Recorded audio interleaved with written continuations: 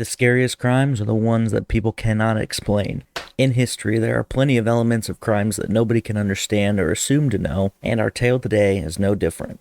In spring of 1922, a small Bavarian village was shaken by the discovery of a grisly murder at a family farm known as Hinterkaifeck. 6 victims, whose ages ranged from 72 to just 2, it is believed that they were murdered and the suspect or suspects stayed at the farm to tend to the animals and house for 4 days after. Today we will look into the ghastly events which would confuse and intrigue detectives and armchair sleuths for over a century now. What happened? Who could have done it? What are some of the supernatural aspects that could be considered? Join me as I discuss the gruesome story to round out the spooky month on another episode of The Remedial Scholar. That's ancient history. I feel I was denied critical, need to know information.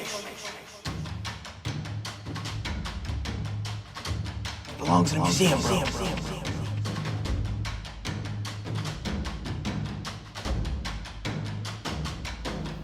Stop skipping your remedial class. Welcome back, everyone, to another episode of The Remedial Scholar. I am your host, Levi. If you are new, welcome.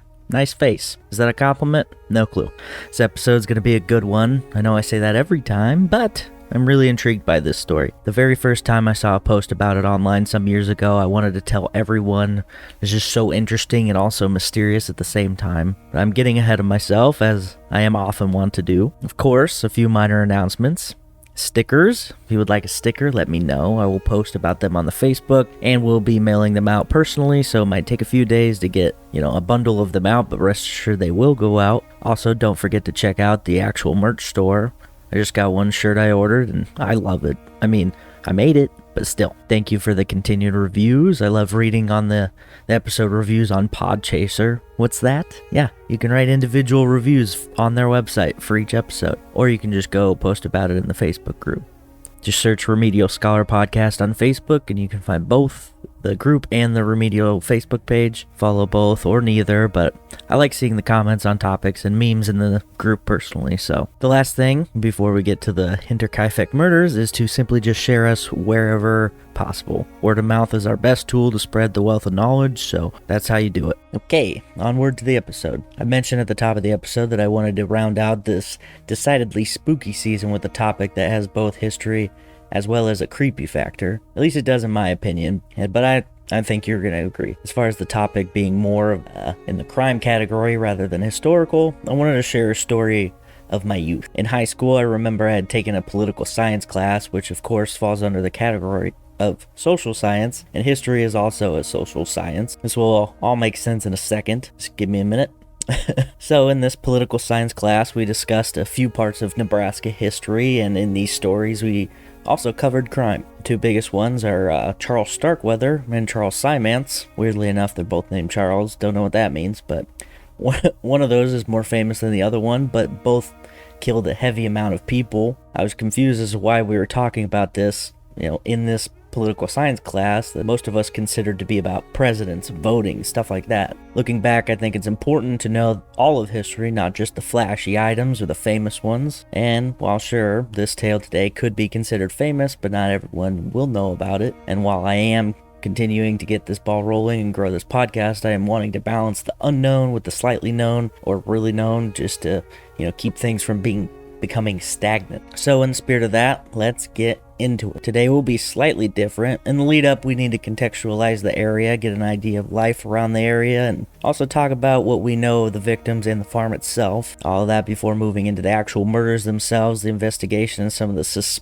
suspects as being involved, along with some supernatural elements people believe around this event. The murders at Hinterkaifeck are interesting not only because nobody knows who did it, but also because, like most things before the recent half century, there just wasn't that much information on the common citizen. Nowadays, we have a story about every Joe Schmo in the world. If somebody has something happen to them, we quickly find out if they were awful or amazing people. Not so much the case back in 1922, and even less so in more rural places. Contextually, also know that this is in a Bavarian village, so southern Germany, almost 4 years after the conclusion of World War II, or World War I. I was unable to find specific stats, but I have to assume that the financial and cultural distress that the German people faced in the aftermath of World War I had to have impacted the crime rate. I talked about the plight of the German people slightly in the Ugly Carnivals episode, but I will provide a bit of an overview here to set the stage. As many will know, that is, the Treaty of Versailles was something that the German government blamed a lot of their troubles on, but as we discovered, the government itself was not doing itself any favors, making a lot of poor decisions and turning a country still reeling from a major defeat into one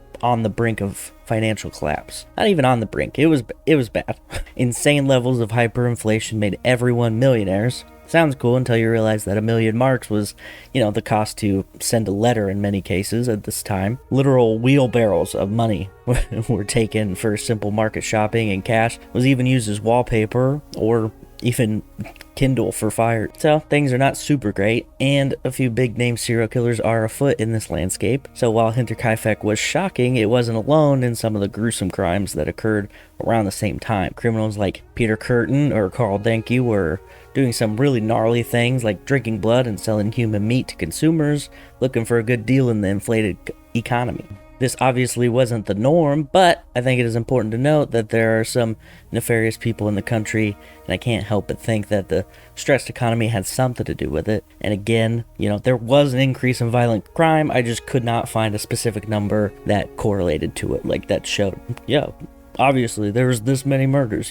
High numbers of mortality during the war only added to this backdrop, stressing people, even more. Overall, not that it needs to be said, but there was a lot of stress in the country compared to 10 years prior to the murders. With all that, let's take a look at the area. I mentioned that the area was in the southern Bavarian region of Germany. The name Hinterkaifeck actually comes from the name of the nearest village, which is Kaifeck. This is around 40-ish minutes from Munich, which I have heard of. That's Munich's pretty famous. This is major farm country, and being the trendy and cool people that they were, the family at Hinterkaifeck gave their farm that name to describe its location. Hinter meaning behind, essentially. So the farm is behind Kaifeck, Hinterkaifeck. It also comes across as very small town vibes, not only because it was a small town, but because of the way everyone in Kaifeck seemed to know each other or know somebody's business. This is important to note because some of the later reactions, investigations, interviews that I'll be discussing. The nearest major town is Schrobenhausen, which had a population around 3,800 in 1919. It's around 5 miles away from the farm, and they are the ones who would take hold of the initial investigation. The farm itself was relatively modest and sat near a patch of forest which had been named Witchwood, which does not instill confidence for this tale. There's also no direct neighbor farms. However, there were farmland, which essentially just means that no direct neighbor houses, really. Although people would pass by Hinterkaifeck regularly. It was also just down the road from a small village that, has grown in the decades since, but at the time was not quite anything to write about. The farm itself, to the best of what I've been able to find and different things I have researched, said the land of Hinterkaifeck was on 51 tag work, which is essentially, shoot from the hip type measurement, fairly similar to an acre, so 51 acres, give or take. Not super important, but I like to know these things, The farm structures were built in 1864 and sold to a man named Johann Awesome. Johann Awesome. It's ASAM, so maybe Awesome, I don't know. The father-in-law of one of the victims, former father-in-law, I guess. Johann purchased the property in 1865. There's, two main buildings, the longer of which was connected in an L-shaped pattern. The main building consisted of several rooms. The left wing of the L shape was mostly living quarters. On the far wall was the master bedroom with a kitchen, guest room, and another bedroom. Halfway through on the long side were feeding stalls, and then the L corner is the stable or barn, interchangeable. You'll hear me call it both. On the back side of that is a machine house. The machine house is just like almost like a generator room. It's a small closet, but that'll also come up later. There's not a super lot of good graphics out there for the farm. I mean, there are, but a lot of them are in German, so there's that. But, the farm was destroyed a year after the murders, so a lot of German resources, not a lot of other people, because they're the only ones that really have been historically invested in this. The building has 2 doors leading outside. The original front door, in the kitchen faces north to the street, but became unusable due to a unconventional water pipe construction. 3 additional doors branch off from the kitchen, one from the southwest into the maid's chamber where one person was found dead, and another to the northeast leading into the food kitchen, and the third to the southeast leading into a narrow hallway connecting to the bedrooms of the Grubers, and then Victoria and her children, which would be just east of the stable. Now I'm going to upload pictures of this so it'll make sense when you look at it, but yeah. Anyway, the courtyard door serves as a main entrance, the stable separated by a long feeding trough into a feeding passage, and the stable area houses divided boxes for different animals, stalls. Door in the barn area accessible from the stable. Barn features small attached housing, like I said, for the machine housing, and then there's wooden divisions within the barn itself, and 4 victims were discovered in the door area of that section. So they also stored all kinds of things in there, not super important, but just kind of giving you an idea, where L shapes, that's where the barn / stable connects to the feeding trough, and then on the back side of that, which would be like the outside of the L angle, is where the machine house is. So there's also an attic. It's not structurally separated throughout, and it allows access from the first floor from both the barn area and the living area, where they would store stuff, but also where the suspected killer would have hung out a little bit. There's a smoking chamber, and then under the living area there's big stores where they put potatoes, sugar beets, barley, stuff like that, and then milk barrels. Water supply from Hinterkaifeck comes with its own well, which is handy, and then there's also a bakery on the thing. So anyway, 1877, the farm passed from Johann Assam to Joseph, his son. That same year, Joseph married Cecilia, who I will refer to as Cecilia from here on out, because I found that that's what it's connected to in English.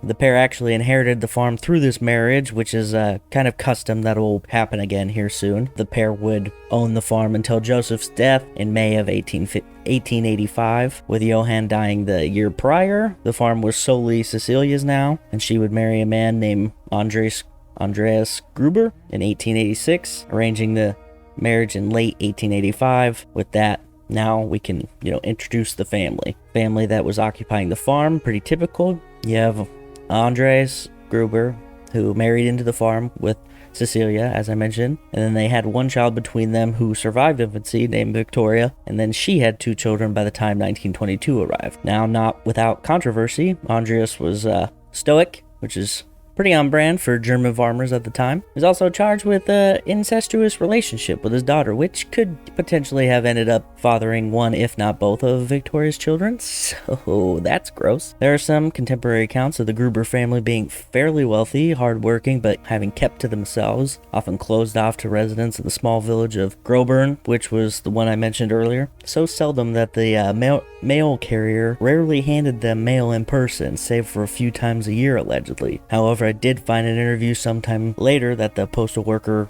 had given, describing them as approachable and conversational, so there's some discrepancies in the people of the neighboring villages and towns and the postal workers' stories. In addition to this, there were tales of their, stockpiling large quantities of food under the floorboards, basically, in the stores I mentioned, which I have to think was probably beneficial at the time, when the German mark was almost worthless, and, it costed so much to eat, a lot of money needed for groceries. Some people described Andreas as fairly mean to his wife in particular, and rough to the people who worked at the farm for him. He also fought with a few individuals with a gun or pitchfork or hands. He's a feisty fella. I don't think any of that shocks me, but these are the things to keep in mind as we discuss the possible suspects later on. Cecilia was older than Andreas, nine years older in fact, in 1849 for Cecilia compared to 1858 for Andreas when they were born. Cradle robbed much? Just kidding. Cecilia was Andreas' only wife, and thus Victoria was his only child. Cecilia, on the other hand, having been married to Joseph Assam had 3 children together, 2 dying in infancy, but 1 would live until 1953, which is impressive, especially given their birth-to-death ratio. Cecilia would be pregnant 3 times with Andreas, but only Victoria would make it to adulthood. Victoria is probably the most intriguing backstory. She was born in 1887, the first and only pregnancy to survive past 2 between them. I'm not super shocked by that, of course. Women give birth well into their 30s and 40s now, but medical advancements have made it much safer process than it ever had been before that. In the 19th century, I can't imagine how hard it must have been for Cecilia. In any event, Victoria lived with her parents at Hinterkaifeck, and if you remember the gross thing I mentioned before, then just know it wasn't too long before it started to happen. It was in 1907 to 1910 that the first charge of an incestuous relationship was given. It is unknown what occurred, what made it start, but if I had to have my guess, I would put a blame squarely on the person who wasn't a child in this scenario. It is stated in a few sources that this could have been started when she was around 16, so also gross. I mean, sure, 1903, different time, I get it, but still, also, your own child. It's some real backwoods behavior if I've ever heard it. Anyway, Andreas would receive a year in jail in 1915, and Victoria somehow also gets punished with a month. I say that like it's surprising. Of course she got punished. What kind of episode would this be if there wasn't a cautionary tale of a woman being screwed by the system for something, she didn't do? Oh, by the way, did you pick up that I said first a second ago? If not, you'll be surprised to hear that they were charged again in December of 1919 for the previous 2 years. This is why I believe that it is certainly plausible for this man to have been her children's dad/grandpa. While the first charge was from 1907 to 1910, they wouldn't be punished until later. In the meantime, she did get married to a person who was not her father, which is cool. In March of 1914, she was given the title of the farm, and since she was to be married the next month, I'm not sure if it was like a gift or what, but April 1914, Victoria married Carl Gabriel, a strapping young farm boy from nearby Weidhofen. Young Carl actually returns to his parents fairly often, and is said that because of the Grubers didn't feed him enough. Another contemporary account describes him as not being super comfortable with all the incest going on, which makes sense. A man who we will hear from in a little bit later from the area also knew the Grubers and the Gabriels and felt that this was the case, but who's to say exactly why? In my mind, that just creates the possibility that Carl was not into whatever was happening at that house and told someone else that the Grubers were stingy with their food, so he had to run home to be able to actually eat. That sounds like a cover story if I've ever heard one, but they are known to be frugal, so who knows? So Carl allegedly is the father of Victoria's first child. We've got another Cecilia, who I will refer to as Cece, since that's how all the sources do, or they just call her Junior, since she has the same name as her grandma. Anyway, Cece is born in January of 1915, which means Carl misses the birthday due to the draft in a little known conflict called World War I. I also have found that he volunteered, so either way, now he's in the war. Really terrible war to be in, because he dies rather quickly. He was signed up on August 14th and died 4 months later on December 12th, 1914. That timeline does match up if you take him being married to Victoria as they were knocking boots the whole time, but there's some accounts that make it seem as though there's some rigidity to this short marriage. The fact that there is now partial ownership of the farm, Hinterkaifeck, yet he decided to place his parents' home as the address on record in his draft papers is kind of an interesting thing. So after Cece was born, Andreas and Victoria do their time for their gross crime. As mentioned later, they are charged again. This is in response to Victoria's second child, Joseph. Little Joseph was born on September 7th, 1919, but the next day, when Victoria names Lorenz Schlittenbauer as the father, he was not pumped. He refused, called her a liar, and went as far as to send the authorities after Andreas once again. He essentially said, "That's not my baby, and I think you and your dad are plowing again." And then they, were investigated. He did rescind his charge against Andreas and accepted recognizing Joseph as his son. Andreas was released on the 27th of September, but then Lorenz tattled on him again. On October 8th, 1919, Lorenz reports Andreas for incest again. This guy must have really hated Andreas, or Andreas really hated his wife. Andreas was acquitted the next year because the court ruled that Lorenz's testimony alone could not convict him of those deeds. The calling of Lorenz as the father wasn't exactly random either. Lorenz was married when he stated Victoria first tried to seduce him. In an interview 9 years after the murders, he describes a time where the pair were sharing a ride in a wagon when she spun some flirty language at him, something to the effect of, you could easily grab me now, which I will say is pretty risque for the time. Very direct. But Lorenz said that he was married at the time and rejected her offer, and she pulled back. But after his wife died, however, Lorenz is only human. 14 days after his wife died, Victoria allegedly came onto him again. Quick roll in the hay and a few more times. 5 to be specific. She promised Lorenz a marriage, and Lorenz needed a wife to help with his farm, so he was open to it. They planned and even approached old Andreas, and he was actually game, which is kind of surprising. What made it sour into finger-pointing later on? Well, Lorenz said that his only condition for the proposal was that Andreas stop having sex with his daughter, which I feel is a solid request. Apparently, Andreas was not impressed by this, even after Lorenz explained that he was a good Christian man and the sins brought on to Victoria from his actions were what he was afraid of.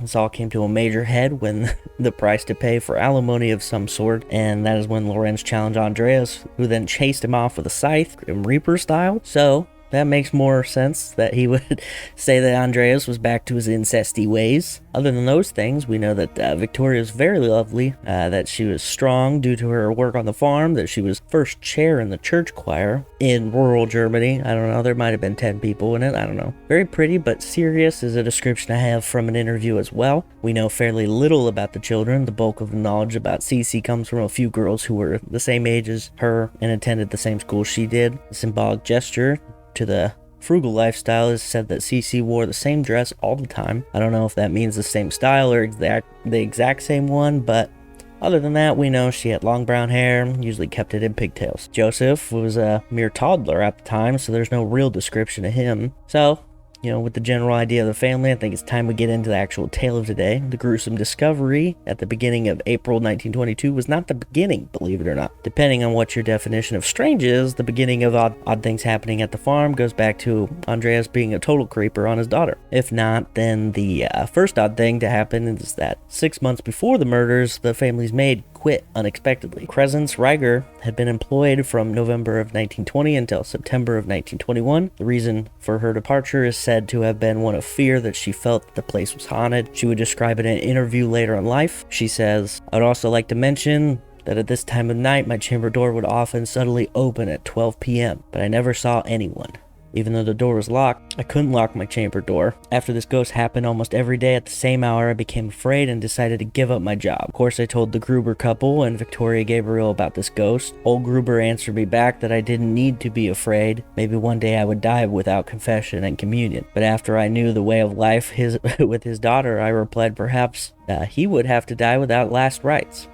What a burn. Anyway, next morning, I told the people of Hinterkaifeck about my experience. Victoria Gabriel told me back then that I should never open to whatever was happening. She also said that the ghost probably wouldn't eat her. So sounds like she was kind of a little tongue-in-cheek about it, which is cool. I told the farmer's wife that I wasn't staying on the farm anymore because it was becoming so scary for me. But the farmer's wife didn't want to know anything about me leaving. About 3 to 4 weeks after the aforementioned chamber window story, I left against the farmer's wife's wishes, and then went into service in Schrobenhausen. After me, the Hinterkaifecks didn't have a maid until the day before the murder. Because of her departure, she lived until 1990, which is kind of wild to think about.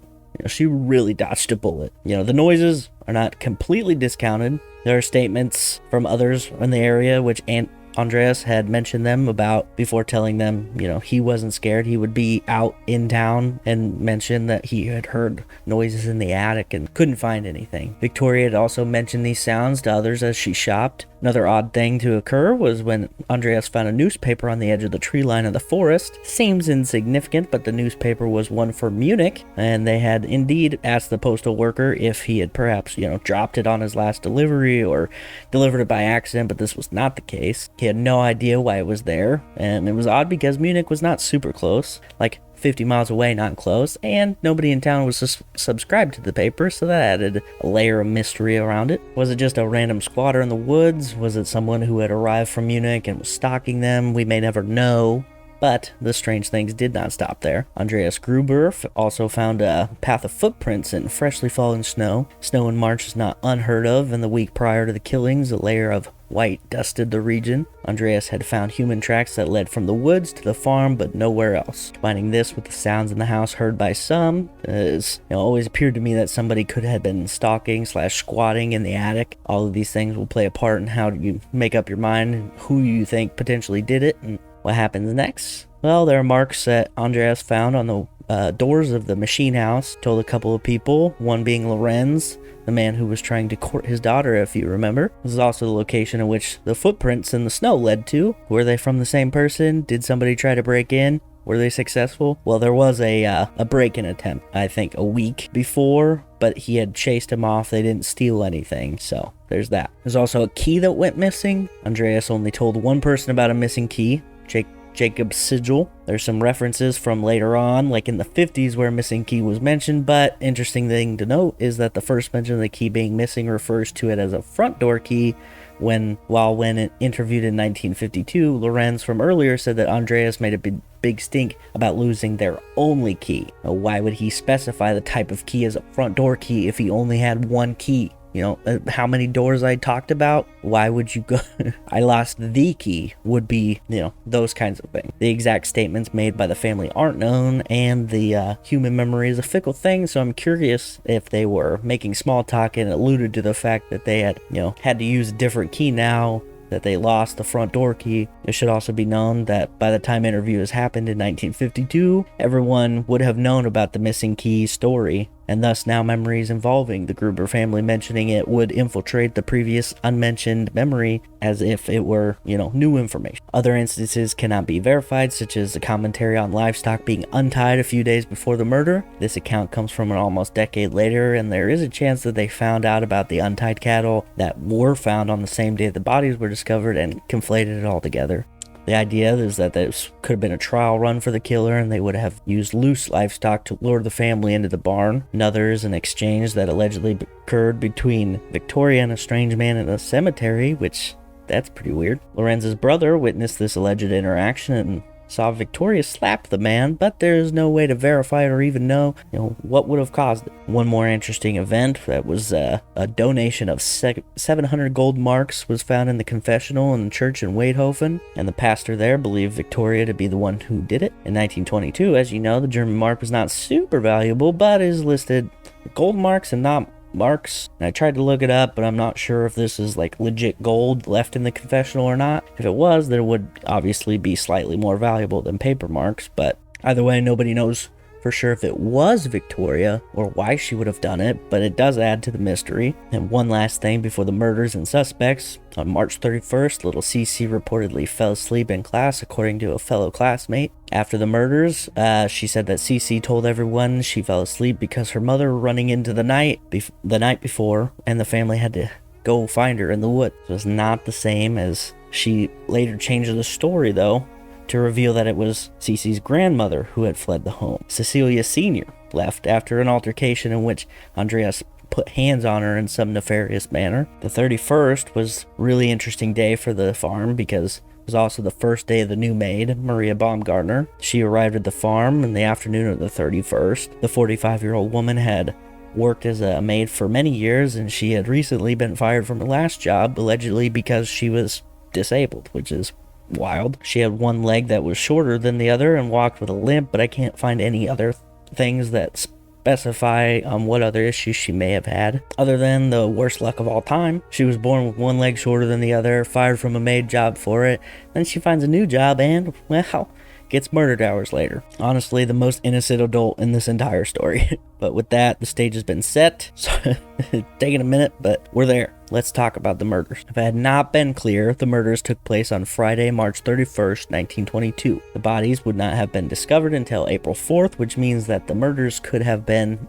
taken longer than the first day, but in most sources, they list the murders as having taken place on the 31st. So we're going to go with that. And I think that date is pretty solid, and we'll talk about why here in a minute. 6 people were murdered on the Hinterkaifeck property. Joseph, age 2.5, Cece, 9, Victoria, 35, Maria, 45, Andreas, 63, and Cecilia, 72. 4 of the bodies were found in the barn/stable, which sits, like I mentioned, on the corner of the L-shaped building. Andreas, Cecilia, Victoria, and Cece all in the barn, stacked in the hay. Little Joseph was in his mother's room in the bassinet, and Maria was in the maid's quarters, and the next bit is especially brutal. They all seem to be attacked with the same type of weapon, all smashed, some choked, starting with the oldest, then working our way down in the autopsies, which should be noted was never like an official autopsy like we think of like on NCIS or CSI. No, official one was never like put into the record by like an actual doctor taking them to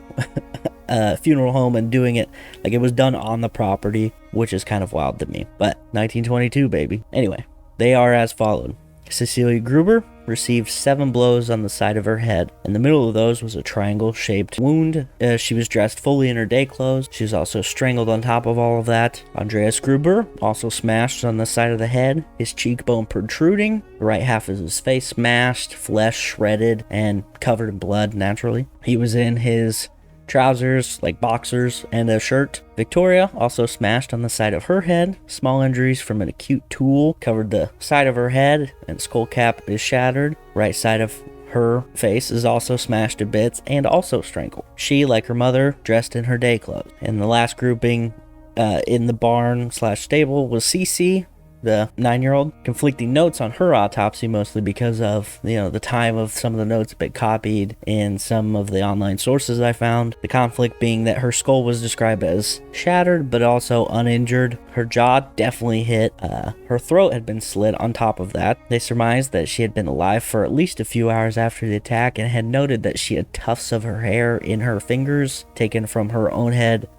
either from the intense pain or the situation or some other reason. She had finger marks of blood on her face and neck, but translation on notes sometimes switches the genders of the subject, so it's hard to figure out if it was a man's fingers, because sometimes it says his finger marks or it was hers. I'm assuming it was hers, that she's grasping at her slit throat and the blood marks from the fingers as she tried to save herself. Random sidetrack, but if you've ever seen the movie Lawless with Shia LaBeouf and Tom Hardy, there's a scene where a throat gets slit and the victim does a very similar thing. He's like trying to squeeze that shut. Anyway, she also had a wound on the side of her nose, like just to the side of her nose, but there's no real specific details on that wound, so it's unclear if it was a stab or like what it was. There's also some suspicion as to why her wounds seem so much more intense than the others.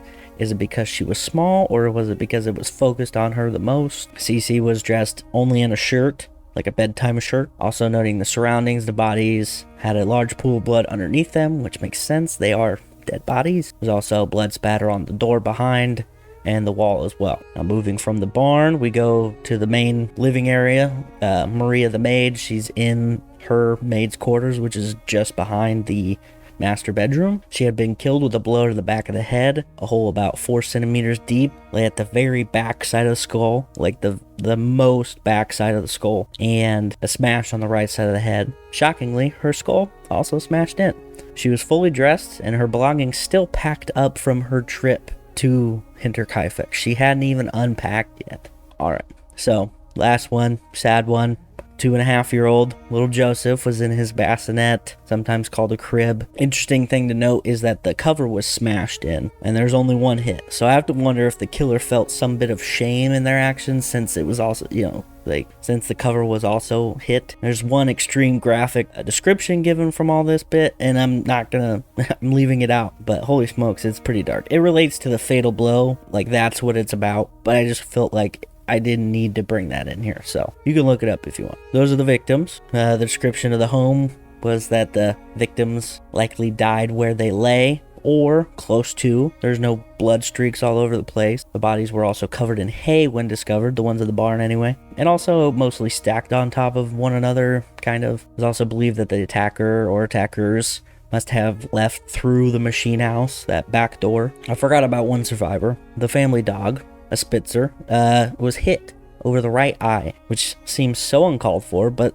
the dog, I guess, was very aggressive to some, would chase and nip at anybody who weren't the family, essentially, which was, what you want in a guard dog. So maybe the perp hit the dog, locked it up. The weapon has been narrowed down to a few different ideas. There's a type of pickaxe that was found in the feeding trough, but there was no blood on it, and the blood should match the intensity of the wounds on the victim. You think if there's blood all over the place, blood on the floor, blood all over the victims, you'd think that the pickaxe would have blood on it, but it doesn't. Some speculate that the cattle loose in the barn licked the thing clean, but why wouldn't they lick the blood up off the bodies or the floor? I don't know. Do cows like licking blood off stuff? I don't know. Another suspected weapon that wouldn't be found until a year after the murders is called a Ruthau, also called a mattock. It's a type of pickaxe, kind of, but it has this bolt thing that goes through the top handle near the iron head that can be adjusted to be, longer or shorter depending on how you tighten the nuts on either side. And then this would be used to kill livestock like pigs or things of that nature by swinging the threaded bolt as you extend it out further into the skull of whatever animal it is. And this would be like how a bolt gun works today. Now, when they found it, they sent it to, find fingerprints, but they didn't find any. But what they did find was animal hair, blood, but also human blood and human hair. The animal hair they suspected was from a cat or rabbit, but what if it was from a dog? We mentioned the dog got hit in the eye. Maybe that was it. I don't know. The old pocket knife was also found when the Ruthau or mattock was found, which, could have been used to slit Cece's throat, but it's not known for sure. The idea that the crime happened later in the day on Friday the 31st comes from a few different things. Number one being that Cece did not attend school Saturday the 1st. Was she a big April Fool's fan? Probably not. She was also dressed in only a shirt, so probably either preparing for bed or was in bed when the attack started. The adults still all dressed for the most part, and the baby in its crib. That makes sense. Postman would have delivered the day prior and then would be back on the 3rd of April and reported seeing smoke from the chimney as well as no paper, so it did not raise any red flags for him, looking back on it retrospectively.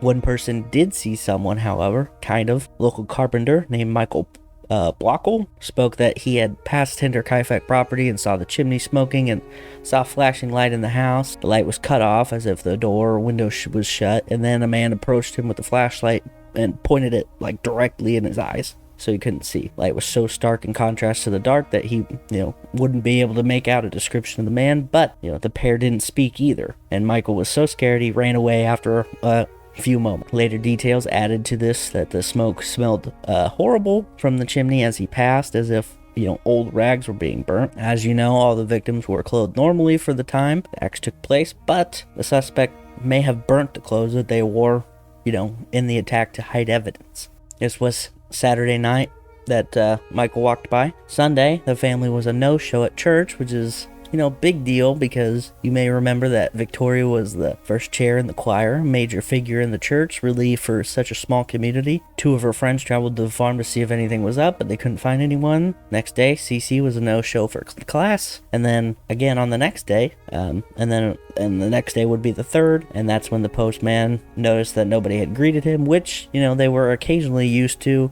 and he would at least see the baby or Cece running around. Then the next day, April 4th, 1922, a man showed up on the farm to repair a motor on a food chopper and noticed that the sounds of the animals in the barn and the dog as well, but no people. He waited around for about an hour and then he's like, I guess I'll just go to work, and then proceeded to do his job.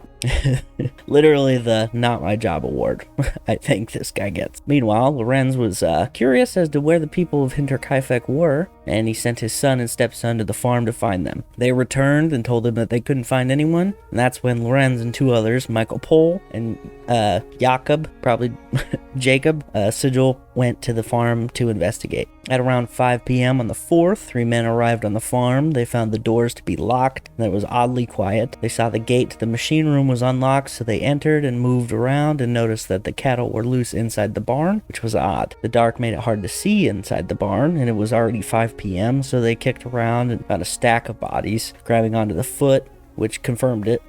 Michael and Jacob left the barn. Not sure if it was like a sick reaction or what, but they left. And then Lorenz ran through into the house in what he stated was a desperate search for his supposed son, Joseph. When the other men joined him in the main house, they had to be telling him not to touch too many things, including bodies, because the investigation could be hindered from it. He began doing all sorts of things as well, feeding animals, doing some housekeeping. Jacob became suspicious of this activity shortly after these men arrived. Another man appeared. He noted that one of the bedrooms was, there was an open wallet on the pillow of a bed that was empty. Later arrival of a different person stated that Lorenz also showed them rooms and let more people investigate and was not preventing anybody from doing things. He was just kind of letting them explore on their own without like, okay, hold on, we gotta, keep people out of here or whatever. This man also noted that the wallet was closed when he arrived, which meant that it had now been handled, so bye-bye fingerprints. There was meat that had even been prepped and smoked. Just a whole bunch of stuff going on. It's like a real mishandling of a crime scene integrity. I cannot find who made the call, but somebody made the trip to Schrobenhausen to report the deaths at Hinterkaifeck. Request was made for police to come by, and they arrived with their dogs at 1 a.m. on the 5th, but because of lack of light, they waited until 6 a.m. before they began their investigation. And this is where the description of the wounds as well as other preliminary information come from, is when they finally arrived. The dogs couldn't find a scent. It had been raining and snowing, so they weren't able to pick up anything, but they did do some haphazard autopsying as mentioned before. Their initial idea was a robbery, which sounds good in theory, but there's far too many valuables completely left out. There's money, thousands of marks just sitting around, and yeah, it's inflation, but like still, it's there, and they're gold coins and, you know, they're pieces, they're not paper, which makes it a little more valuable, I think. I'm also assuming the pointed direction of the empty wallet was left out in the open, perhaps is what led to them to make that conclusion. What they did know was that the killer/killers stayed on the farm and maintained it for a few days afterwards, which is particularly odd. They cooked, cleaned, fed the animals, milked the cows even. This caused police to believe that maybe a drifter made their way into the attic to stay and eat the food, even, but even a drifter would take the money left out. It's not like they were scared to commit theft after they killed 6 people. They also tried to figure out how 4 of the people were lured into the barn without signs of a struggle or anything like that. None of these things pointed the police to any serious leads right away. But we do have some suspects. So I'm going to start with the most striking one to me, and then work into the weirder theories. For starters, it has to be Lorenz, right? Lorenz Schlittenbauer, the dude who had a will they, won't they romance with the victim, who had his marriage stifled by a victim, who had potentially fathered a victim, but also could have been a scapegoat in that fatherhood with that same victim. He also had an intimate knowledge of the property. He had messed with the bodies and evidence and put his fingers all over everything. Just did a lot of weird stuff. And he looks like the kind of dude who would do it. This dude's eyes creeped me out the first time I saw a picture of him. I was like, oh, that's for sure the guy. Like, that's who did it. Before I even read anything about him. Many people are with me on this online.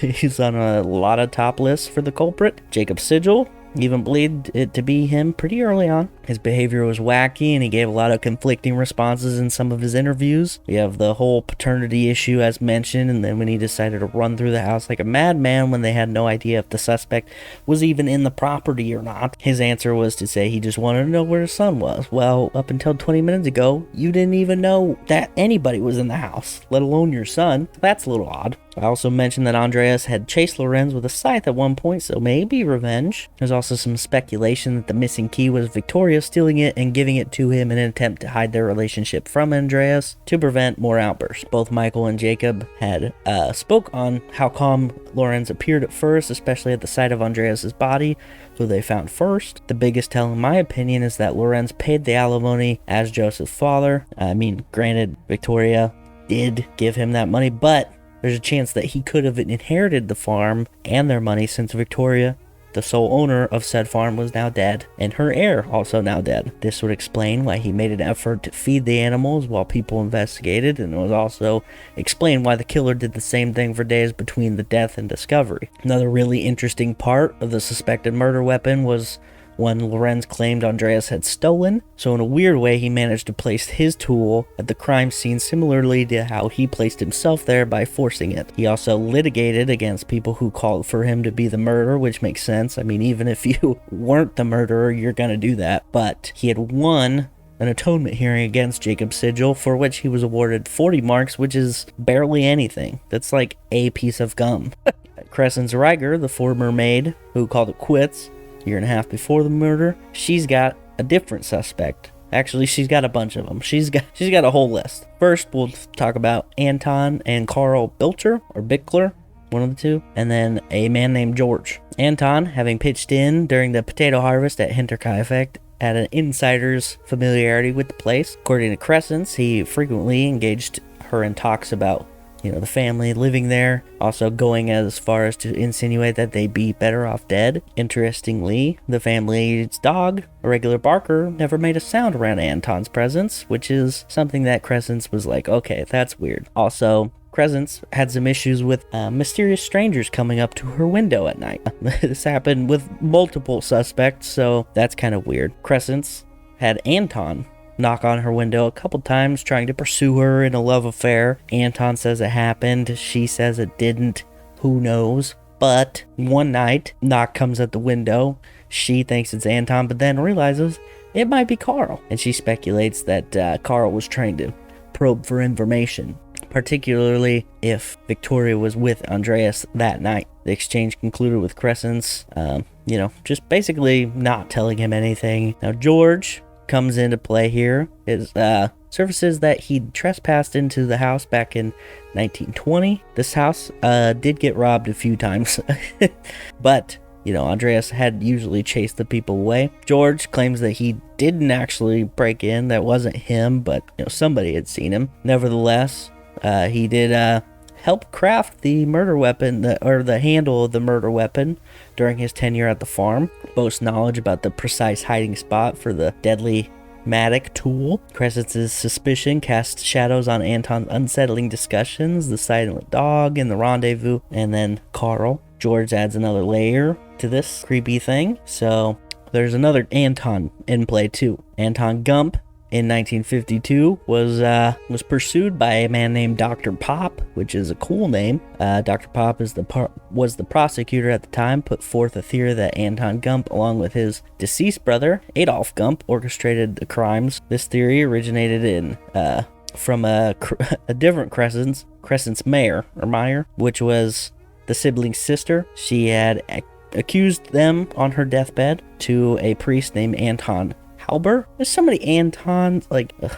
Dr. Pop delved into Adolf Gump's history, painting a picture of a basket weaver born in Karlskrona with a alleged intimate connection to Victoria Gabriel. Jealousy supposedly brewed between Adolf and Andreas Gruber, escalating at the birth of Joseph in 1919 and culminating in the murder of Hinterkaifeck's six residents. Adolf Gump's stint in the Oberland Fight Corps in 1919 added another layer to the narrative, taking him to various places, including Upper Silesia. Criminal proceedings awaited him there, accusing him and 3 others of murdering and robbing 9 farmers in 1921. Adolf evaded these proceedings by fleeing, prompting a search request to his home district's public prosecutor's office. Born in Karlskrona with the ties to Weidhofen and Hinterkaifeck, Gump faced scrutiny for his alibi of March 30th and 31st. The stations in Karlskrona and Schrobenhausen received requests to locate Gump, with suspicions pointing towards his involvement in the robbery murder at Hinterkaifeck.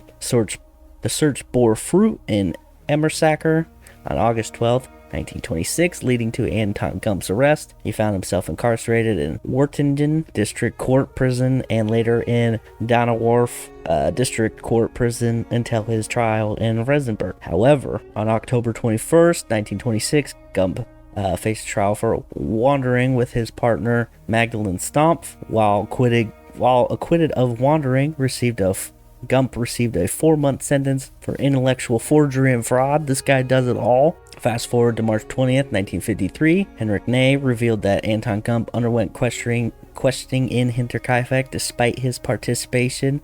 Public prosecutor Renner dismissed it as inconsequential. Dr. Pop, undeterred, conducted witness interviews in late 1951, 1952, which is where some of my sources come from, due to the earlier files destruction in the Hinterkaifeck murder case. These interviews focused on clarifying Victoria Gabriel's alleged relationship with Adolf Gump, but no witnesses could substantiate the claim. Twist emerged when Jacob Sigel, in January 10, 1952, statement heavily implicated the deceased farmer Lorenz Schlittenbauer. Unable to present Sigel's statement in the preliminary proceedings against Gump, Dr. Pop sought further examination. In her strategic move, Dr. Pop excluded incriminating information against Schlittenbauer from the police interrogation protocol, prompting a cleaner judicial interrogation protocol. Basically, he's dead. We can't implicate him. We got to focus on the facts that we have. Despite these twists, an arrest was issued against Anton Gump on May 6, 1952. However, later in May, he was freed, citing the 20-year statute of limitations for murder and inability to prove the statute was interrupted interrupted by a judicial investigation. Media fallout painted Gump as a murderer who escaped justice due to the statute of limitations tarnishing his reputation. Subsequent witness testimonies unveiled Crescent's mayor, dubious relationship with the truth. She's a liar. A lot of her family members agree. She kind of just hated her brothers, I think. The investigation on Anton Gump finally closed on February 22nd, 1954, citing the statute of limitations. So the maid Crescents would also point to a different pair of brothers, as I mentioned before, Andreas and Joseph Thaler. Weirdly enough, this pocket of globe had the most redundant names ever. Everybody's a Joseph, Andreas, Victoria, Anton.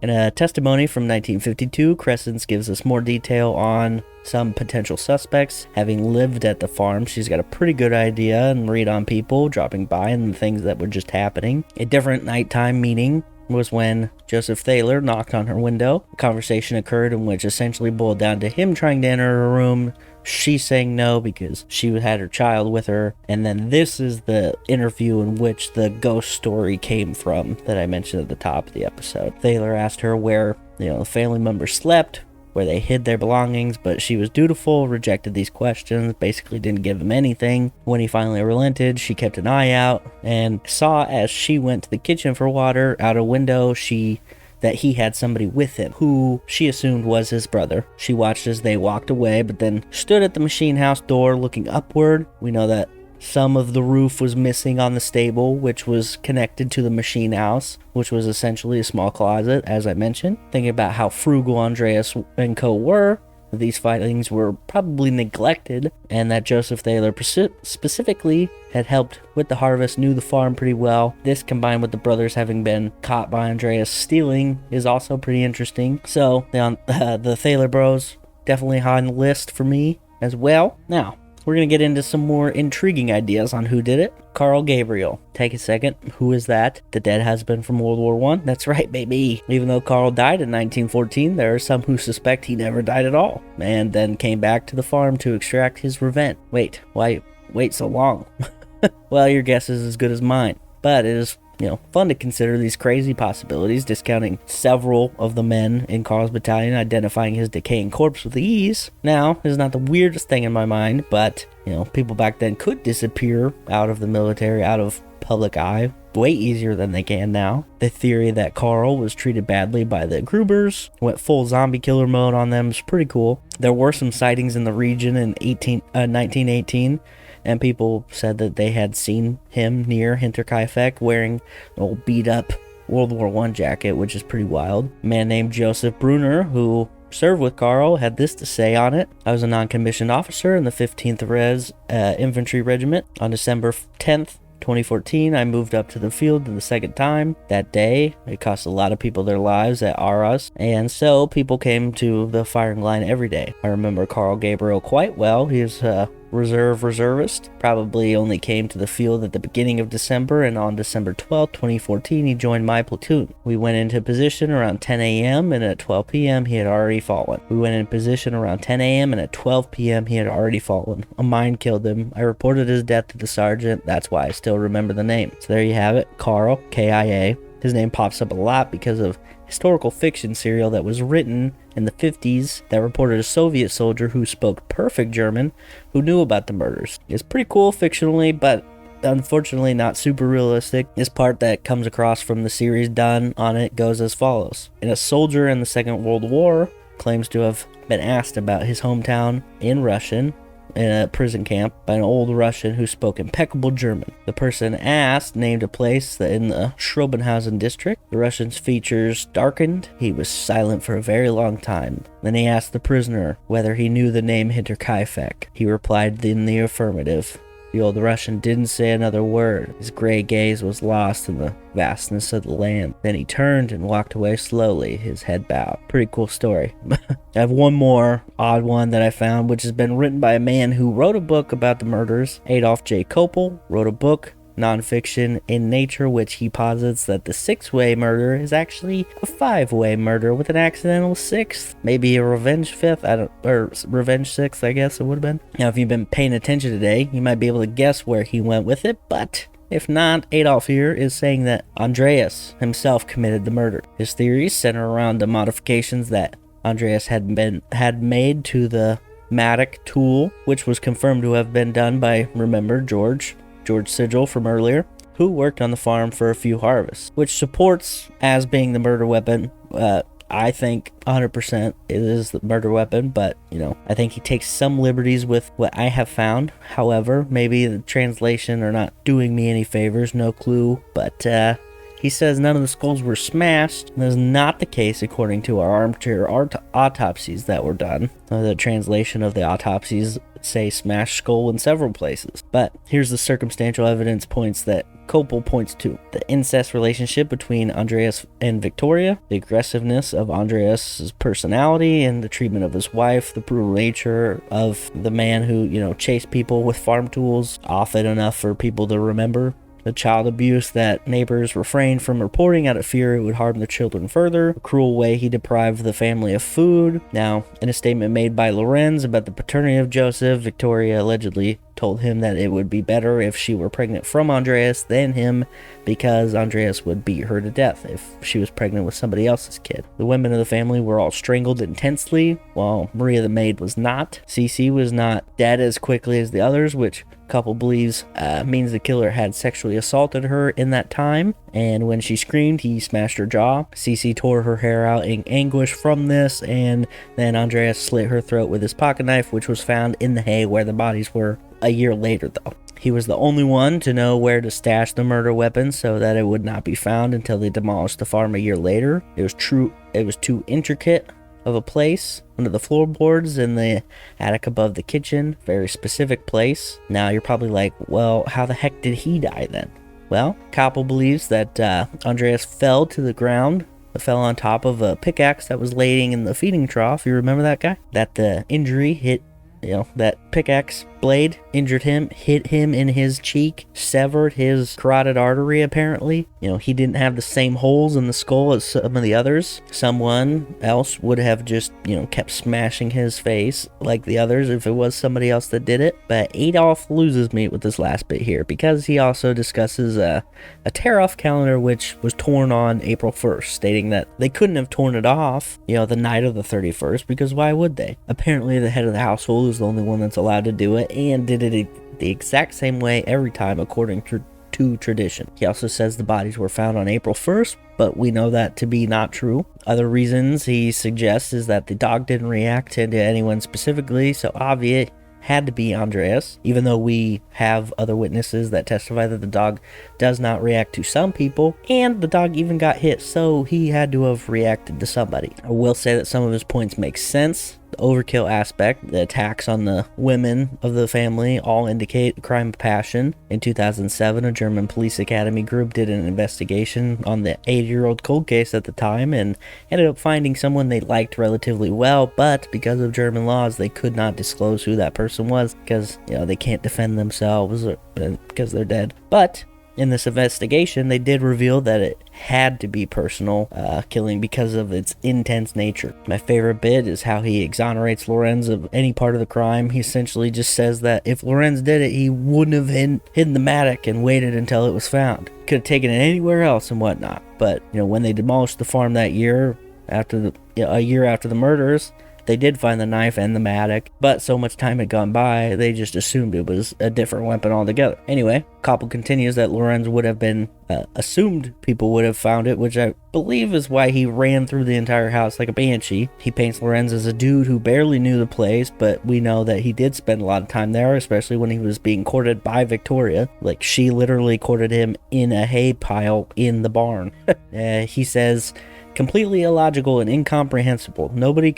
Nobody comes to a farm without a weapon in order to kill 4 adults and 2 children with a tool that is foreign to them. But literally several paragraphs before he says that, is talking about Lorenz identifying it as a tool he once owned. Oh, but why did Andreas not destroy the weapon? Well, he was confident nobody would find it. So, I don't know. I don't want to drone on this too long, but I can see where he's coming from. But Andreas falling perfectly on the pickaxe so hard his face gets smashed, and somehow it severs his carotid artery, but never bled on the pickaxe, and somehow landed on top of the other bodies underneath the hay, seems like a stretch to me. There's quite a few suspects. I'm not going to go through every one, but, those are the main ones, plus some that I've found funny. I think there's like 51 on one website that I looked at in total, which is crazy. I'm not confident enough to lock a man up, but I think if I was going to be, I was back then, I would definitely be aiming at Lorenz for sure. Him and the Thaler boys are probably the most circumstantially poignant in my mind. 11 people in total from Victoria's family tried to assert themselves as heirs to the farm after the deaths. As I mentioned, in March of 1923, the farm was destroyed, and saw long ongoing disputes over who rightfully owned it, and that the sole owner was now dead, and her heirs also. Carl Gabriel's dad ended up taking ownership after the murders, and some wavering. He was like, I don't know if I want it. Yeah, I do. I don't know. Leading up to the demolition, they found the mattock, which was covered in blood and given to the police, like I mentioned before. A rusty knife, which, Crescent Riker identified as belonging to Andreas, was also found. Was it in his possession when he died, or was it used against the family? Who knows? The bodies of the deceased also met a very weird end. With the amount of strange things involved around the case, the superstitious people in the area demanded that the skulls be removed from the bodies and given to a psychic or medium to deduce more, and then they were subsequently lost during World War II. So, what do you think about the murders at Hinterkaifeck? Do you think it was Andreas, Lorenz, or one of the sets of brothers, maybe a drifter?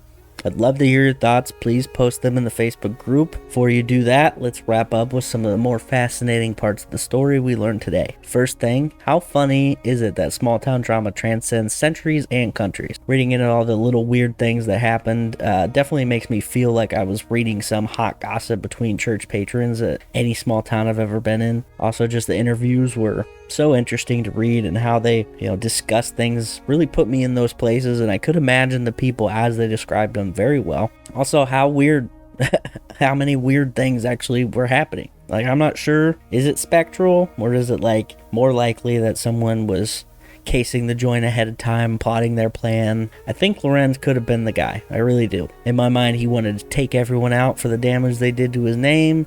He paid the alimony to Victoria, which, she did give him money for, but he did that to get, his name as Joseph's dad, so he could be entitled to the farm, but then he didn't realize that Carl's parents were going to fight for it the way they did. It could very well be some randos, but that wouldn't really explain the intensity and personal nature of the crime, as those German police cadets pointed out. Theories are far-reaching and as wild as you let them be. I'm sure there are some ghost/demon theories out there that people have ran with, and I just didn't find enough evidence to make that an honest possibility for me. But yeah, that's it for this one. I hope you guys, all learned so much. I wanted to be as authentic to the sources as I could.